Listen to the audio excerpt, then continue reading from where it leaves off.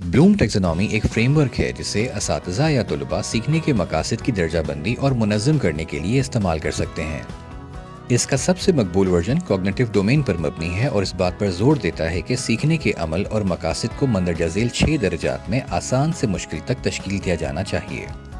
Number 1 मालूमात, number 2 तफ़हीम, number 3 इतलाक, number 4 तज्ज़िया, number 5 तशख़ीस और number 6 तख्लीक।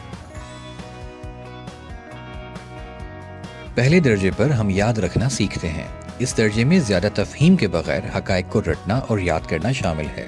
मिसाल के तौर पर अगर हम लीमू के बारे में सीखते हैं तो हम नाम, शक्ल, रंग और साइज़ को याद रखना चाहते हैं और ये कि वो खट्टे हैं।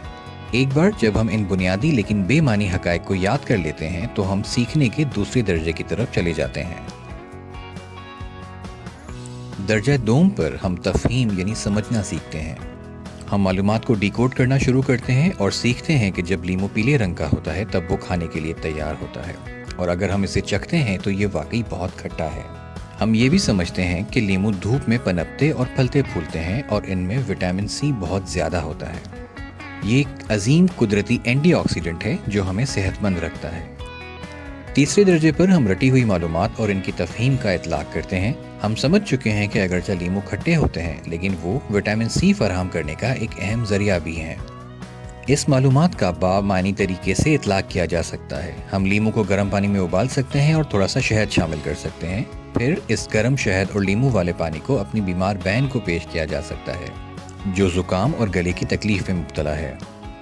चौथे दर्जे पर हम तज्ज़िया करना सीखते हैं।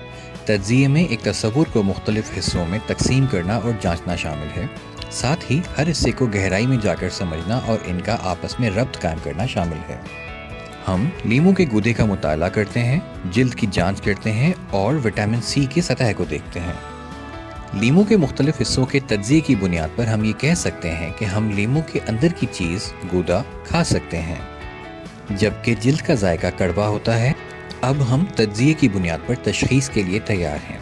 हम तज्ज़िया करते हैं, तनकीद करते हैं और मवाजना करते हैं। अगर हम लीमू को विटामिन के एक अच्छे ज़रिए के तौर पर तशख़ीस करना चाहें तो हम इसका मवाजना दूसरे ज़राए से करते हैं जैसे संतरा और सप्लीमेंट यानी अद्वियात। हम मंदरजा झेल खुसूसियात को देखते हैं, विटामिन की सतह, जायका और माहौल दोस्त पैकेजिंग। अगर हम अपने ख़यालात का तनकीदी तज्ज़िया करें और जायज़ा लें तो हम ये नतीजा अख़ज़ कर सकते हैं कि दीगर ज़राए के मुकाबले में लीमू विटामिन हासिल करने का सबसे बेहतर ज़रिया है। अब मालूमात को याद करने, तफ़हीम करने, इतलाक़, तज्ज़िये और तशख़ीस करने के बाद हम आला दर्जे यानी तख्लीक करने के लिए तैयार हैं। जैसा कि अब हम वाकई लीमू को समझ चुके हैं, लिहाजा इन तमाम मालूमात की मदद से हम कुछ नया तख्लीक कर सकते हैं जैसे कि लीमू का शरबत या लीमू पानी का स्टॉल। अब अपनी तख्लीक एक अच्छे नाम, मीठे लीमू और एक अच्छे नारे, कुदरती सेहतमंद जायका के साथ पेश कर सकते हैं। ब्लूम की दर्जाबंदी सबसे पहले 1956 में अमरीकी माहिर नफ्सियात बेंजामिन ब्लूम ने बनाई थी। 2001 का नज़रसानी शुदा वर्जन जैसा कि अभी पेश किया गया है बहुत से तदरीसी फ़लसफ़ों की रीढ़ की हड्डी के तौर पर काम करता है, ख़ास तौर पर जिनका मकसद मखसूस महारतों को सिखाना है। हर सतह आम तौर पर एक वाज़ह सीखने के मकसद के साथ आती है जिसकी जांच की जा सकती है।